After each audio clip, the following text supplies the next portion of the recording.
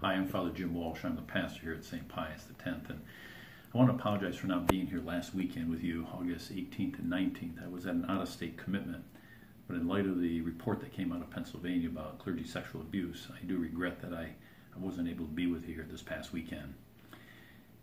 You know, at this moment, we're at the foot of the cross. Mary and the holy women of Jerusalem, when they were dealing with the great suffering of Jesus, that's what they did. They went to the foot of the cross and they prayed. And I think you'd agree that that's where we're at now. We're at the foot of the cross as we learn more about this ugly clergy sexual abuse, where priests, sick priests, have hurt so many people. And it's an ugly scenario. It's a sinful situation, and it's disgusting. You know, in the early 2000s, when this scandal first broke, I did a Sunday homily about it.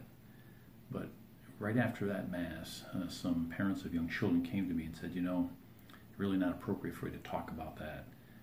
It wasn't the right setting. And they were right. And so I won't be addressing this subject at Sunday homilies moving forward in a specific sense. But I did want to invite you to an hour of prayer for healing that we're going to be doing here at St. Pius X this coming Monday, August 27th from 6 to 7.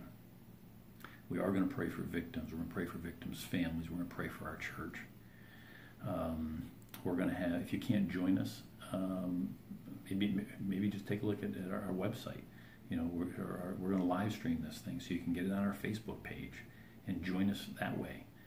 Even if for just 10 minutes, join us in prayer. We're also going to have a prayer basket, and we're going to invite people on the way in to write a prayer intention and put it in that basket. Again, if you're at home and can't be with us, email us a prayer intention, and we'll make sure it gets into that basket.